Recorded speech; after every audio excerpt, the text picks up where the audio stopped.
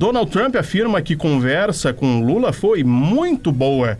Aceita marcar um encontro presencial para discutir a relação comercial entre os países. Um grande avanço, Matheus Chu. Boa tarde. Boa tarde, Ramon. Boa tarde a todos. O governo brasileiro interpreta como um grande avanço e a fala de Trump, ela vai no mesmo sentido do que o governo brasileiro já havia divulgado um pouco antes. Ele disse que foi uma ligação telefônica que tratou principalmente de economia e do comércio entre os dois países. Em uma curta mensagem publicada nas redes sociais, Trump afirmou que ele e Lula terão novas discussões e vão se reunir em um futuro não muito distante. Disse Trump ao final da mensagem: eu gostei da ligação telefônica, nossos países irão muito bem juntos. Neste diálogo, Ramon, uma conversa que durou 30 minutos, os dois não falaram no ex-presidente Jair Bolsonaro, não citaram nominalmente a aplicação da lei Magnitsky contra o ministro Alexandre de Moraes, do Supremo Tribunal Federal. Lula apenas reiterou que os dados da relação comercial entre Brasil e Estados Unidos não justificam um tarifaço, porque o Brasil é um dos poucos países que mais compra do que vende, né, dos Estados Unidos, e disse ainda que as sanções contra autoridades brasileiras são indevidas e deveriam ser revistas. Foi um apelo de Lula. Trump não respondeu especificamente sobre estes pedidos, mas colocou aberto ao diálogo e disse, portanto, que está disposto ao encontro presencial com Lula. Esta ligação, hoje no final da manhã, ela foi articulada nos últimos dias pela diplomacia e com muita cautela e discrição eles evitaram inclusive vazamentos, né, dizendo que esta ligação ocorreria. Só houve o conhecimento por parte da imprensa, da sociedade como um todo, quando a ligação já estava em andamento. Foi uma estratégia também, Ramon, para diminuir qualquer contaminação política, ideológica deste contato. Foi uma conversa inicial, segundo as autoridades brasileiras, que agora vão se debruçar em novos encontros sobre a negociação específica, né, de cada ponto pedido pelo presidente Lula.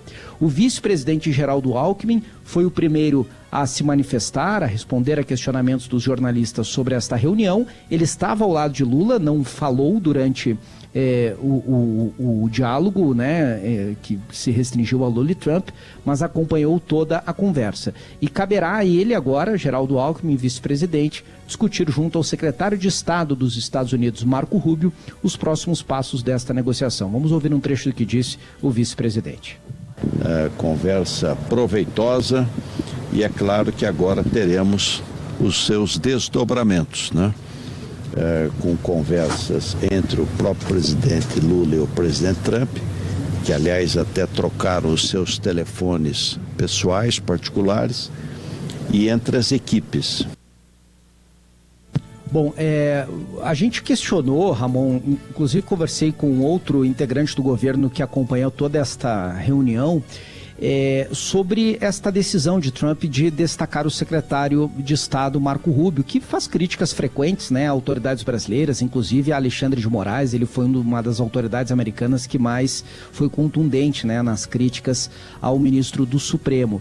O governo brasileiro não viu isso como um problema, como um empecilho colocado por Trump. Considera natural porque é alguém da confiança dele e acredita que as manifestações públicas do presidente dos Estados Unidos, a disposição de se encontrar com Lula, deixam muito claro que ele quer ter, a partir de agora, uma discussão de fato mais prática, mais técnica e menos apegada à ideologia. A gente tem destacado, né, o fato da conversa não ter tratado do nome do ex-presidente Jair Bolsonaro, porque lá na metade do ano, quando Trump anunciou as tarifas, ele colocou como justificativa central, né, do tarifaço justamente o que considerava uma perseguição jurídica, uma perseguição política contra o ex-presidente. E agora isso não foi citado. Trump não tem feito, aliás, novas manifestações em apoio a Bolsonaro há bastante tempo, desde que Bolsonaro foi condenado no Supremo Tribunal Federal. Um último ponto, Ramon, há uma expectativa sobre o encontro presencial, mas ele ainda não foi definido, local e data. Trump disse que os dois devem se encontrar pessoalmente em breve.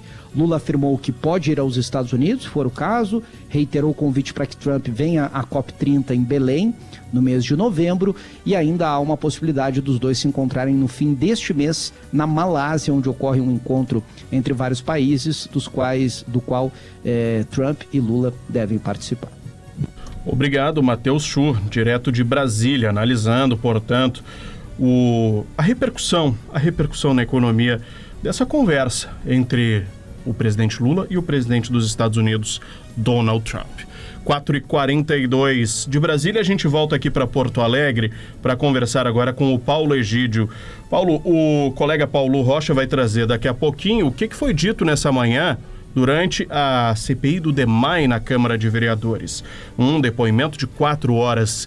Mas a sessão dessa tarde da Câmara, onde você está, Paulo Egídio, foi marcada justamente pela repercussão de depoimentos nessa manhã, né? Boa tarde. Boa tarde, Ramon. Boa tarde aos nossos ouvintes. Pois é, o depoimento de hoje da CPI foi do vereador Gilvânio Gringo. Ele já havia prestado depoimento na semana passada, voltou a falar hoje nessa CPI sobre o DEMAI, que investiga o DEMAI aqui na Câmara Municipal de Porto Alegre. E esse depoimento repercutiu durante a tarde. Nós sabemos já, Ramon, que o vereador Gringo ele é alvo de um pedido de cassação do mandato apresentado pelo presidente do Sindicato Médico do Rio Grande do Sul, Marcelo Matias.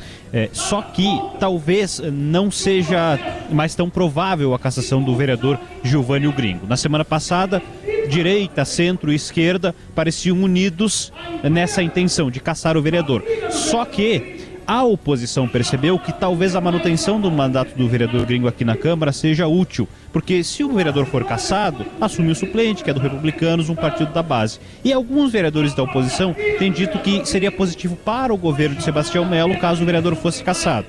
Ainda não há, os vereadores de oposição não se reuniram, não há uma posição tirada sobre a cassação do vereador. Eles dizem que estão esperando a apuração da Comissão de Ética da Câmara, mas nos bastidores os vereadores dizem, olha, talvez não seja útil, talvez não seja o mais inteligente caçar o vereador, porque ele pode, ao longo não só dessa CPI, mas de outras comissões da Câmara, dar mais informações, detalhes sobre denúncias com relação ao DEMAI na gestão de Sebastião Melo. Hoje pela manhã o vereador apresentou alguns fatos que ele classificou como denúncias, e por isso, talvez a cassação, que era esperada na semana passada com muita força, talvez tenha perdido força, porque a oposição ao governo Melo não tem avaliado, aliás, que talvez não seria tão proveitoso para ela caçar o vereador. Lembrando, para caçar um parlamentar aqui na Câmara de Porto Alegre são necessários 24 votos. A base do governo tem 23, mas uma eventual votação da cassação já não contaria com 3 votos que são do Republicanos, por isso seriam 20. Nesse caso, só com votos da oposição, PT, PSOL e PCdoB, seria possível cassar o mandato do vereador Gilvânio Gringo. Bom, Paulo Egídio, você está na Câmara, pois hoje estava prevista a votação da Lei de Diretrizes Orçamentárias do município. Assunto que sim, interessa ao cidadão, mas parece que não vai ser votada hoje, né? Ramon, ficou mais difícil porque a sessão se estendeu, agora são 4 horas e 45 minutos, até agora apenas na parte dos discursos dos parlamentares, não se entrou ainda na ordem do dia, que é o momento de votação dos projetos. A LDO, enviada pelo governo, prevê um orçamento equilibrado para o ano que vem, são 13 bilhões e 600 milhões de reais, tanto na arrecadação quanto na despesa. A previsão é de que fosse votada hoje, mas tudo indica que deve ser adiado para quarta-feira.